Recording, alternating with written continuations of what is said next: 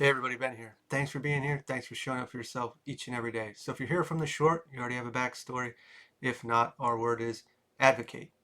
Uh, in the short, we spoke about maybe we're watching people that advocate for us during a difficult situation or something we don't have the courage or the ability to see that, hey, doing this is okay or embodying this is okay. Or we are the advocator for others that don't have that ability or can't see it, which technically anything outside has a different perspective. So we're all kind of advocating for each other indirectly.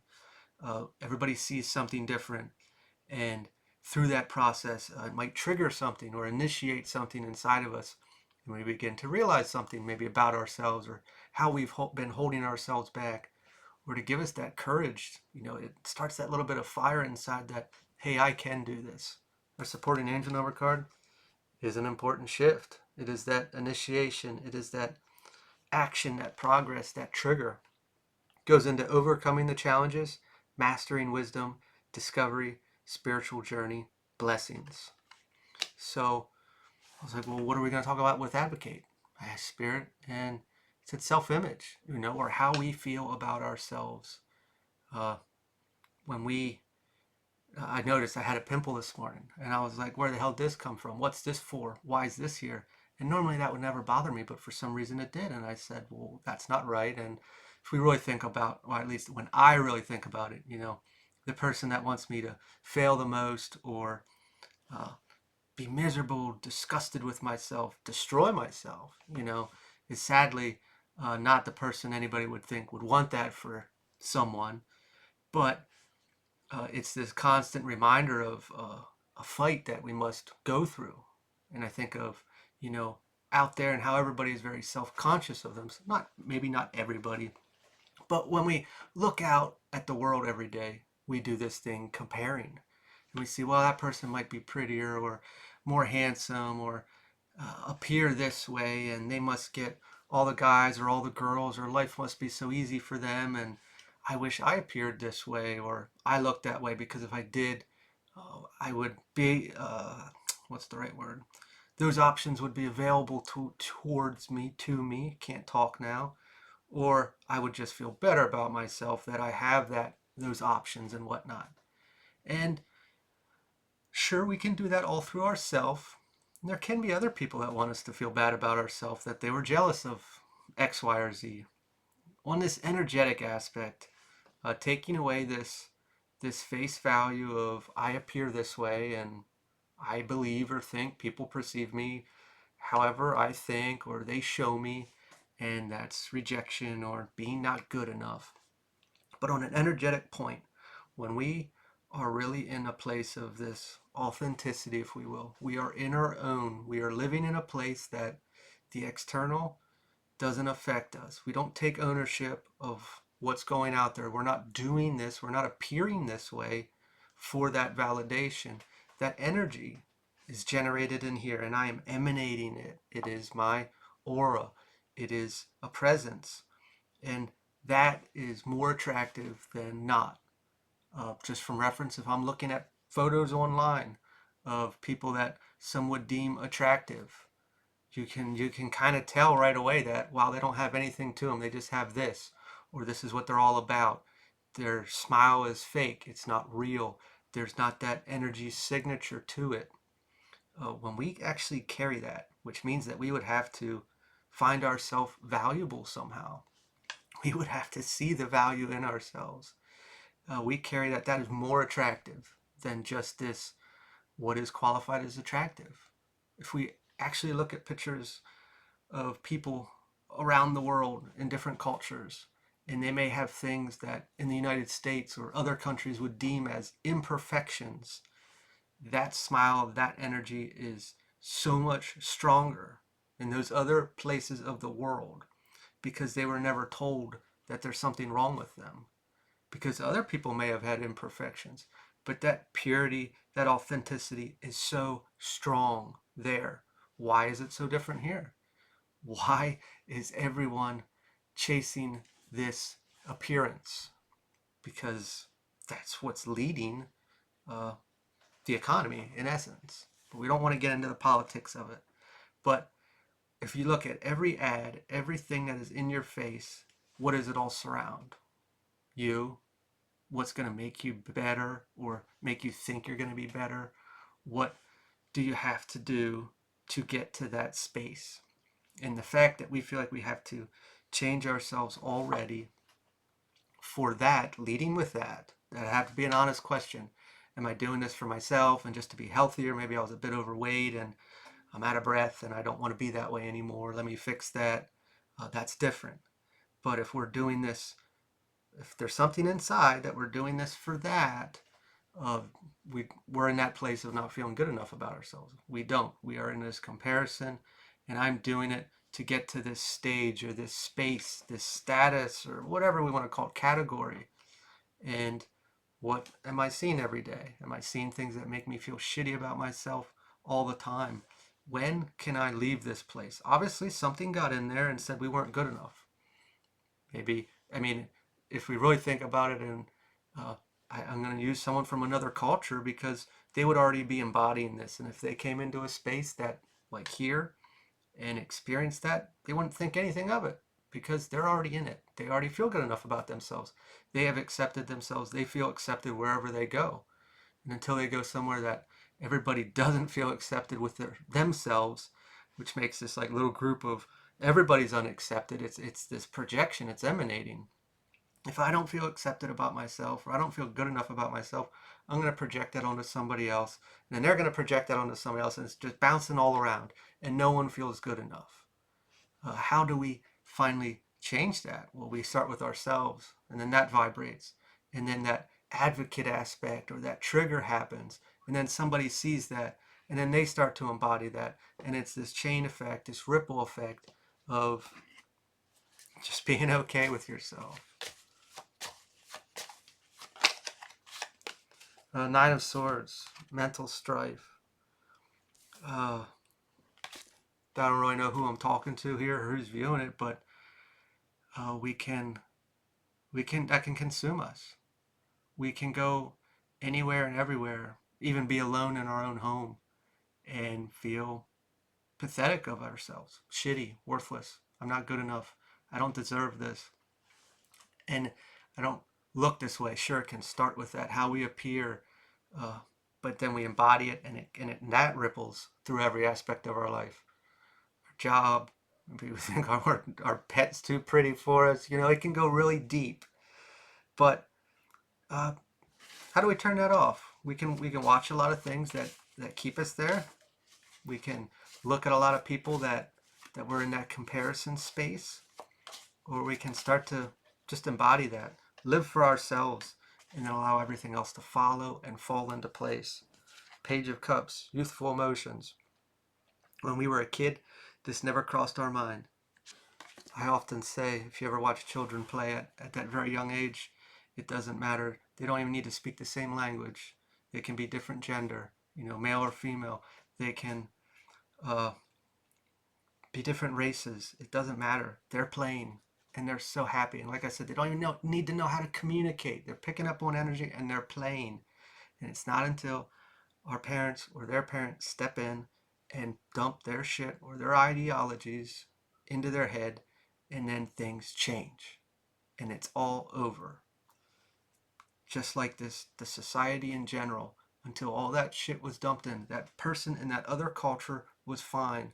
And then maybe they moved here and they started experiencing things, and now they picked up new shit. And now they don't feel the same about themselves because everybody else, that energy, that space is emanating, the projections are bouncing off everybody, and no one's good enough at all, even though they might be surpassed if we are viewing it and comparing it that way. How can we get back to that space? Just next time you're in the store or at a park, or if you have a child, watch how the young one, and watch how they're behaving. They don't care about anything. They ask stupid questions. They just they're totally themselves. Getting back to that space and not feeling anything until these thoughts or these projections or these ideologies were instilled in us. Did anything ever exist?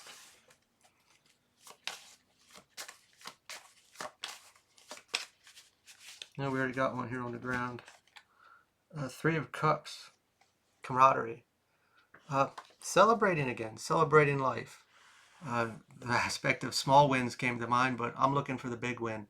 It might take time, but we need to start reprogramming, obviously, because if we're already in a space and we see these things, and it's an option, it's an opportunity. Pay attention in your life. What happens and what you do right away. What do you think?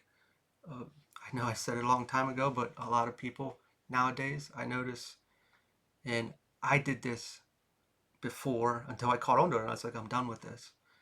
Uh, I would be driving and say I'd have a negative thought from the past. The first thing I would do is just touch my phone. I wouldn't need to look at it, but it was like I need to distract myself immediately. That's like when I really started waking up to everything. It's like, why am I doing this? This is to, well, let's just heal this and remove it. So, what are we doing? And then we reach for something. Maybe we like to snack and we have a thought and we go to that right away. Or this phone aspect. I'm standing at the grocery store and I start to feel uncomfortable and reach for the phone to distract me, to break something up. If I am scrolling on the phone or the computer and I'm seeing things that take me down, what do I do then? What do I feel? What do I think? How can we grab a hold of this trigger, this pattern, and change it to going back to something positive? Let's let's grab a hold of it, and then we at least we know it then, and that is something to celebrate. We see the trigger, we see what's going on, and we can do something with it. Seven of Swords came out sideways. I'm going to take it that way. Dishonesty, consequences. This is changing the odds. This is altering our mind. This is justifying anything and everything. We can do that. That shadow, that trauma, that insecurity is real to us, and it's going to try everything it can to stay alive. When it comes in, we can justify it to keep it happy. We can pacify it, like that distraction or something to change, or we go deeper into it and it gets worse, and then we really need to deal with it. Uh, this is us manipulating our mind. I should say the shadow manipulating our mind to stay there, to keep that insecurity cooking. This is where we have to got to pay attention with those patterns. What are we thinking? What's going on? What did we see? What did it trigger on us? What did it push up against us at that time? And then do something with it. So otherwise, if we don't, it'll always be there, and that's fine if that's our path. But if we actually want to be part of that ripple effect, let's own it. Let's get out of there. Let's fix it. A Chariot, determination. Oh, it's not going to be a fast result. It's not going to be easy. We'll obviously slip up here and there, but we're going to want it to win it. You're going to want to change that space of, like I said, those triggers. They come up. Okay, let me try this. Let me just I don't even have to do anything. Let me just see the process. And then the next time, and then your brain's already programming this. And then before you know it, you're going to have an outlet or a different mindset or a positive affirmation or whatever it may be to shut it off. And then we're going to get through it. We're going to get through it. And it's going to continue, continue, continue. And then you'll find yourself in a new space.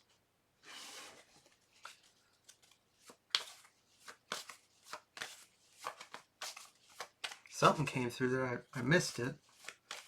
Maybe it'll come back around.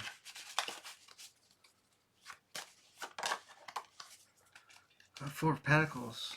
Materialist. Oh, I don't want to go straight with money, but it's more like the appearance. We do hold that. I think a lot of us do on an aspect of how I'm presented. And I feel this is difficult to speak on because I might word it wrong for whoever's watching, but uh, it's not saying like I show up and my hair's a mess and like when I say this whole authenticity thing, I don't mean that we don't take care of ourselves. Because when I say when we stop doing things for the external, it kind of means that I could appear anywhere and I'd be fine with that, which I would be. But I don't want to lead with the idea that we don't take care of ourselves, that we don't bathe, we come in smelling like shit, and that's okay. But if that's what we want to do, then that's what we want to do. I I'm leading with that we're not doing it for them. We appear however we appear, and we're embodying that. That's what went back with this determination, the projection aspect. Uh, I'm going to go sidetrack here, but we're backwards. When we are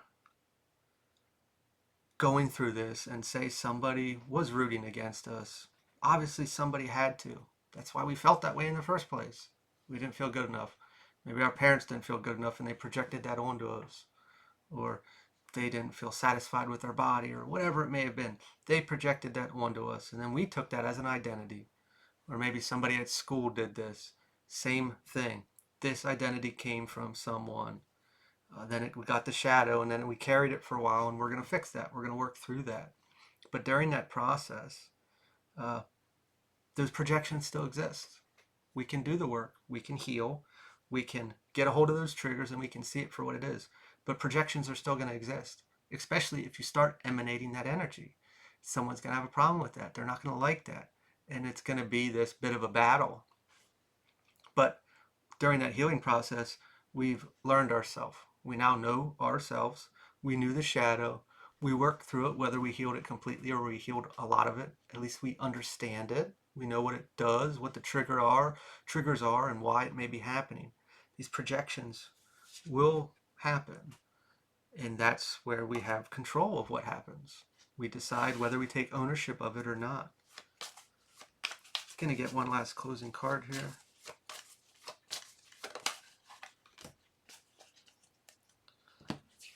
Two of Wands reversed, hesitation. It takes a lot of courage to work through this, to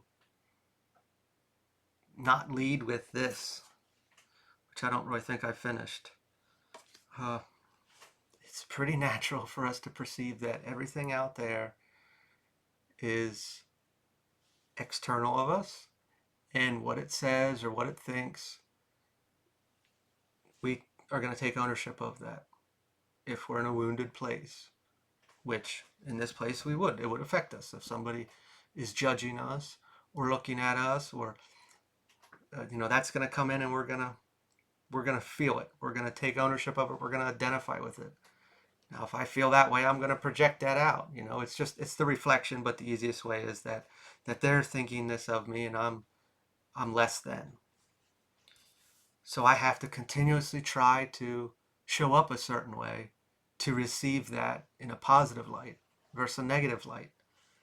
But if I feel like they're in charge of it, they're in charge of their judgment of me, all the power's out there, everything's out there, how can we switch that view? How can we say that how I'm feeling about myself, and stay determined to that and not let these projections own us?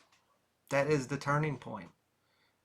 If let's say we got real dressed up and we felt real pretty or handsome or whatever, and we go out and someone's there that isn't such a great mindset, we will say, and they project that onto us, and we start to feel not so pretty or not so great, where we had like a little bit of that inside yet, and we projected that out, and then we think that they're projecting this back onto us. That can snatch that up really quickly. How can we let this go and start embodying it in ourselves? That's where the process comes, and that's the determination of we have to be mindful, and we have to work towards it and embody it. If we think we're handsome or pretty at that stage, then we are. If we're a little hesitant, those projections are going to happen. We're going to get insecure. It's going to be real. It's going to happen. We're not going to be good enough. And determining whether it's inside or it's outside is a whole nother ball game. But the realization that, hey, I might be struggling with this, or I always have struggled with this. I don't want to feel this way anymore. And it has more to do with how I feel about myself than what they think. What they think is fuel, or the wound the knife that's stuck in there. So why would I go back to them for validation, for approval? If they created it or they fuel it, why would I go to them to heal it? They won't. They can't. I have to do that in here.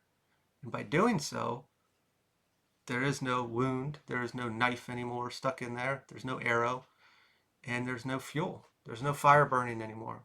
Whatever happens out there can't do anything to me anymore because I already am it. And that's where we want to be. At least I think. Who wouldn't want to be there? Comparing, looking back at those other cultures, they had it. We don't somehow. Not all of us, but we might struggle with it a bit. And how can we get there? To walk strong and not allow that out there to decide how we feel about ourselves. I'm going to leave this here. If this resonates, feel free to like, comment, share, subscribe, and I will talk to y'all later.